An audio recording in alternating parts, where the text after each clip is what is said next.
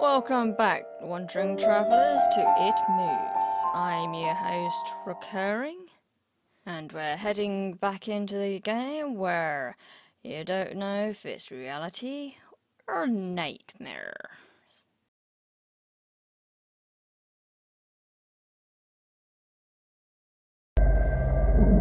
Oh no, this is interesting decor that they decided to use. I wonder whatever delights await us.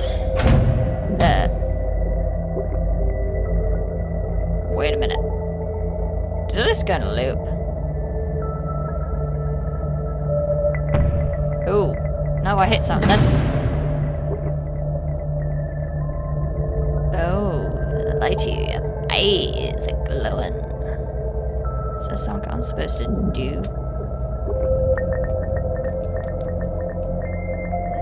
Huge skull. Well, no kidding. See if there's anything else that he knows.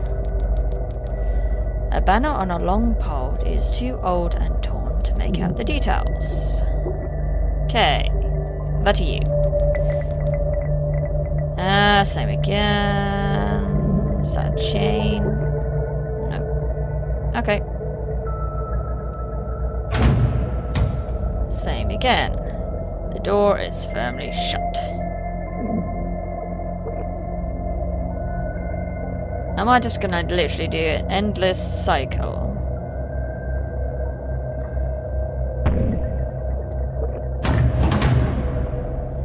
Where the room gets darker, the lights get more flashier, and there's weird light things around the edges.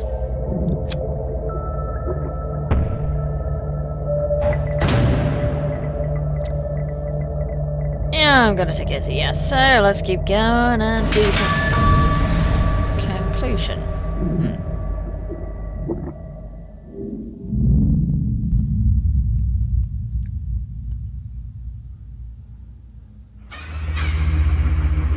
Oh, well, lovely. And the eyes are still there. Oh, the eyes follow us. Some kind of altar. Hello. Hi. Some kind of machine. Oh, I can't go past it. There's a switch. Doesn't do anything.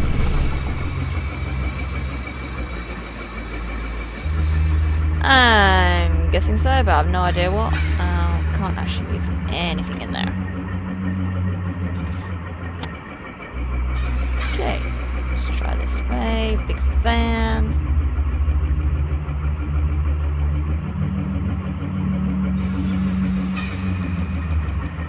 It almost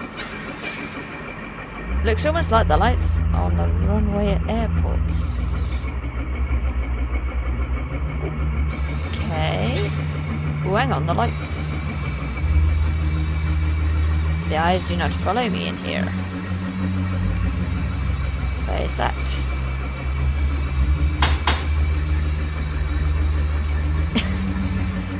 Because there's nothing to do there. Okay.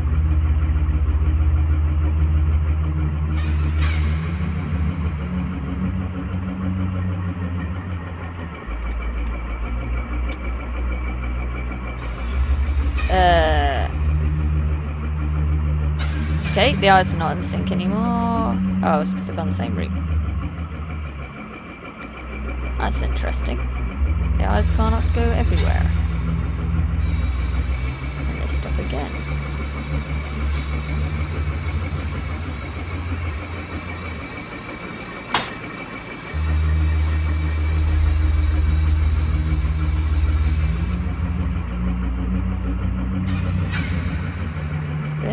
Where is it leading?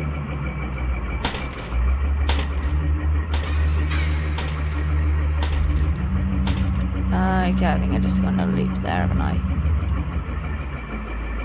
Yeah. Oh, I can't actually move anywhere. Did I leave you on the other side?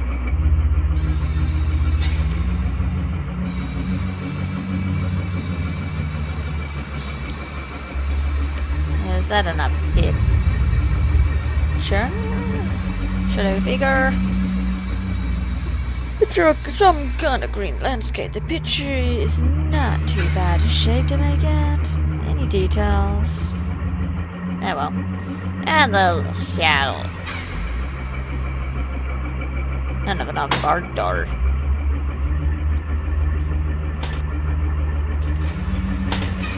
Another machine.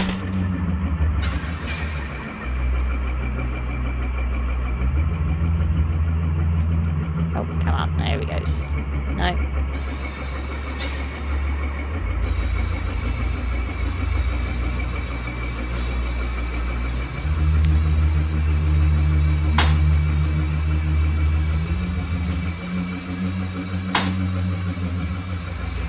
A large fan circulating the stuffy air.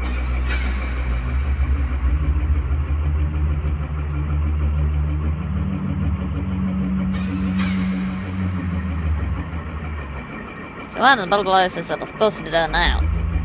Other ways are blocked.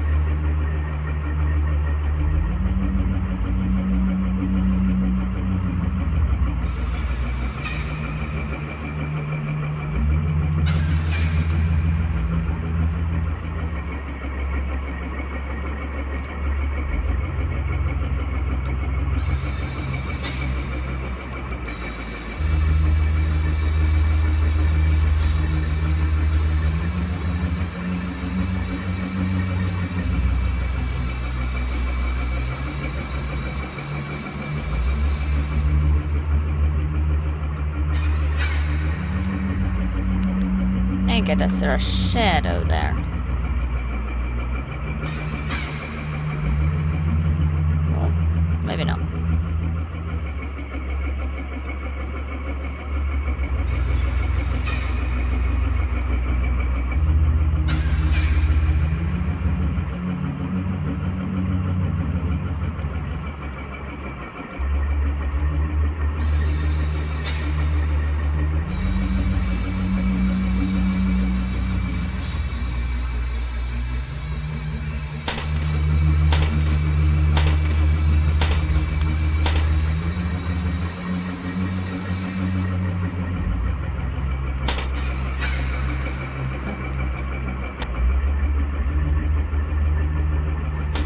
It's not really just gonna find those saying anything there.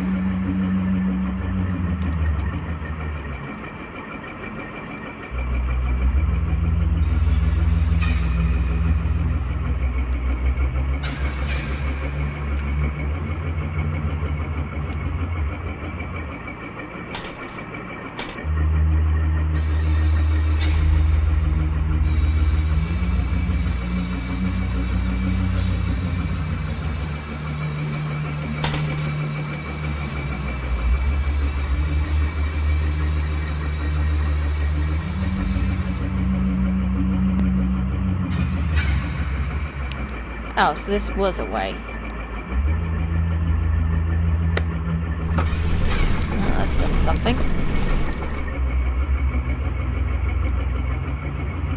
How are you? I think that says.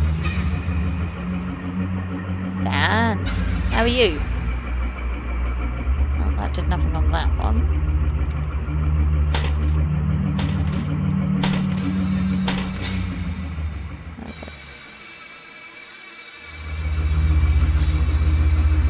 No, that one's still closed.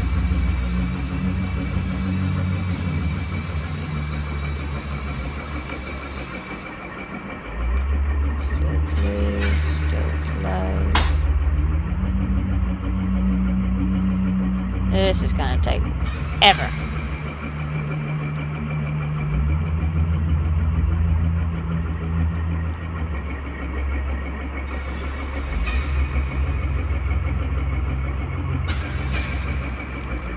In there.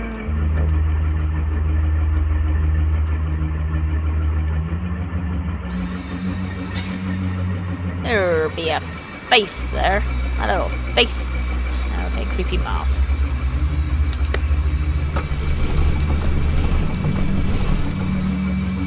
Ah, that's wrong.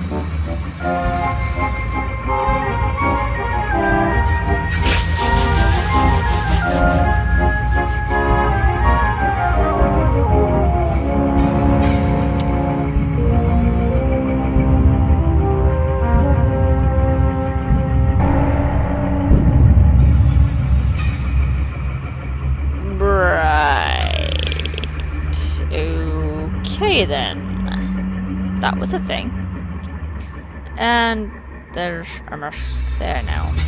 Oh, I inspect it. The mask has moved. That's when you're gonna follow me around now as well.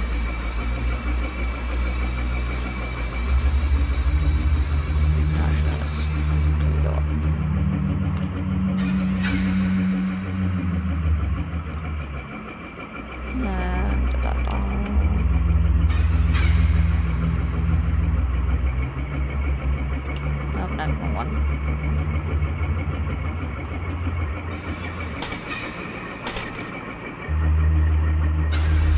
Which one open now? Ooh, it might be that one. Yes, it was. Lovely.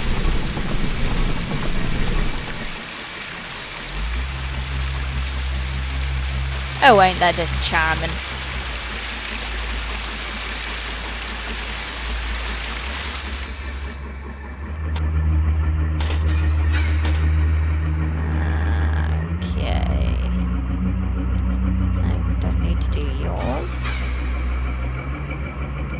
Nothing else? No, definitely nothing else.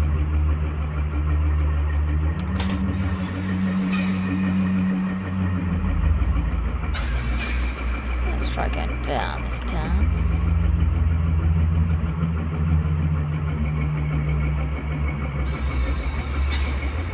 Nope, that one's closed. Oh, there we go.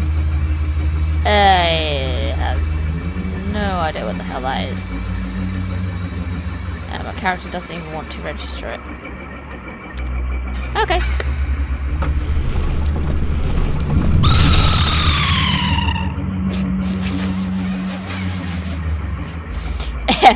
Was that supposed to be scary? Guess it wasn't. And you're still closed.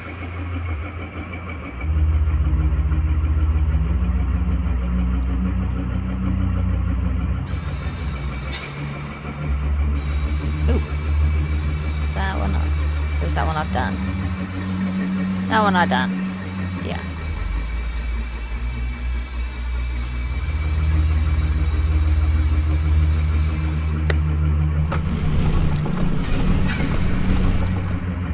Oh, I did something. Yeah, still there for the lights.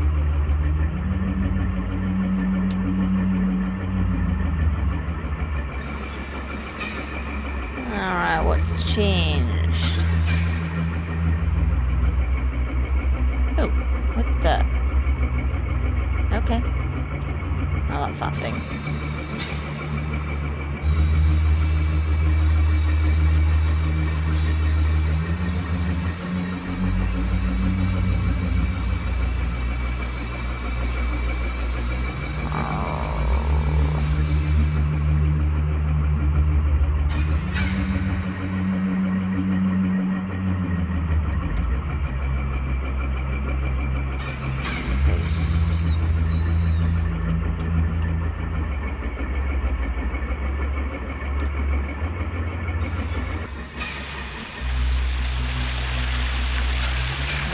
Something else aside, was there?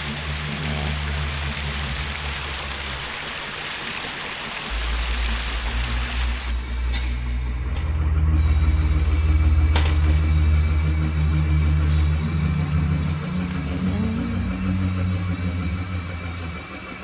Be one over here I've missed.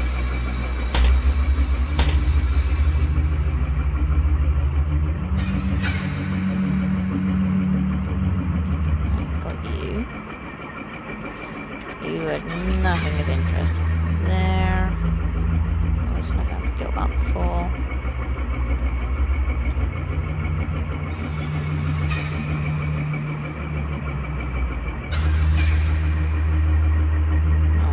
Some down this way, wasn't there?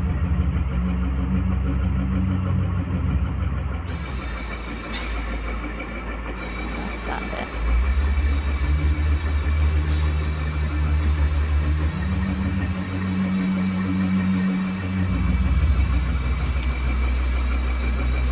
No, not gonna register what that is. Fine. There we are. Success. No? Oh, apparently it's more to find.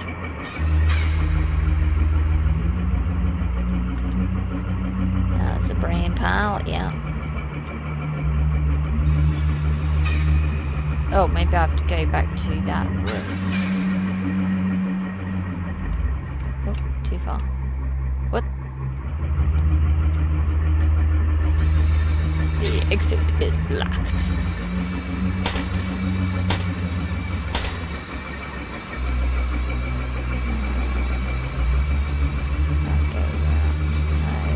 Go around that way.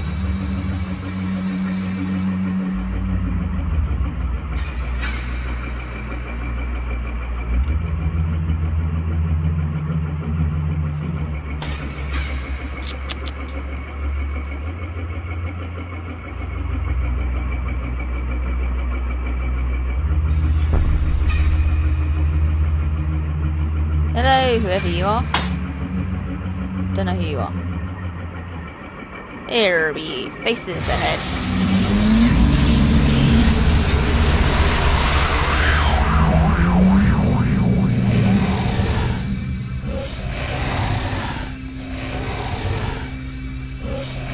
It's funny how certain words can remain hidden from your mind, no matter how blatant or obvious they are. One word came to me that night, lying there in the darkness, alone, frightened, aware of rotten change in the atmosphere. The thickening of the air, as if something had displaced it. As I heard the first casual twists of the bedsheets below, the first anxious increase of my heartbeat, at the realization that something was once again in the bottom bunk. That word, a word which has been sent into exile, filtered up through my consciousness, breaking free of all repossession, gripping for air, screaming, etching, and carving itself into my mind. Ghost. As this thought came to me, I noticed that my unwelcome visitor had ceased moving. The bedsheets lay calm and dormant, but they had been replaced by something far more hideous. A slow, rhythmic, rasping breath heaved and escaped from the thing below. I could imagine its chest rising and falling with each sort of wheezing and garbled breath. I shuddered and hoped beyond all hope that it would leave without occurrence. The house lay as it had the previous night, in a thick blanket of darkness. Silence prevailed, all but the perverted breath of my, as yet, unseen bunkmate. I lay there terrified. I just wanted this thing to go to leave me alone. What did it want? Then something unmistakably chilling transpired. It moved in a way different from before. When it threw itself around in the bottom bunk, it seemed unrestrained, without purpose, almost animalistic. For that thing lying there in the darkness, that thing which seemed intent on terrorizing a young boy, calmly and nonchalantly sat up. Its laboured breathing had become louder. Now only a mattress and a few flimsy wooden slats separated my body from the unearthly breath below. I lay there, my eyes filled with tears, a fear which mere words cannot relate to, or anyone else course through my veins. I would not have believed that this fear could have been heightened, but I was so wrong. I imagined what this thing would look like, sitting there, listening from below my mattress, hoping to catch the slightest hint that I was awake. Imagination then turned to unnerving reality. It began to touch the wooden slats which my mattress sat on. It seemed to caress them carefully, running what I imagined to be fingers and hands across the surface of the wood. Then, with great force, it prodded angrily between two slats into the mattress. Even through the padding, it felt as though someone had viciously stuck their fingers into my side. I let out an almighty cry, and the wheezing, shaking, and moving thing in the bunk below replied in kind by violently vibrating the bunk as it had done the night before. Small flakes of paint powdered onto my blanket from the wall as the frame of the bed scraped along it, backwards and forwards. Once again, I was bathed in light, and there stood my mother, loving, caring as she always was, with a comforting hug and calming words, which eventually subsided my hysteria. Of course she asked what was wrong, but I could not say, I dare not say. I simply said one word over and over and over again. Nightmare.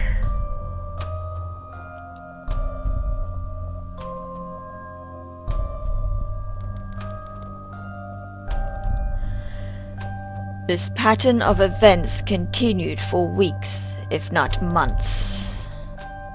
Night after night, I would awaken to the sound of rustling sheets. Each time I would scream so as not to provide this abomination with time to prod and feel for me. With each cry, the bed would shake violently. Stopping with the arrival of my mother, he would spend the rest of the night in the bottom bunk, seemingly unaware of the sinister force torturing her son nightly. Along the way, I managed to feign illness a few times, and come up with other less than truthful reasons for sleeping in my parents' bed. But more often than not, I would be alone for the first few hours of each night in that place. The room where the light from outside did not sit right, alone with that thing. With time, you can become disoriented to almost anything, no matter how horrific. I had come to realize that for whatever reason, this thing could not harm me when my mother was present. I am sure the same would have been said for my father, but as loving as he was, waking him from sleep was almost impossible. Waking me, on the other hand, was no trouble at all, thanks to the nightmares. And on that note, we are gonna leave this episode here. And I hope you all enjoyed, and I'll see you on the next episode. Bye, my shadows.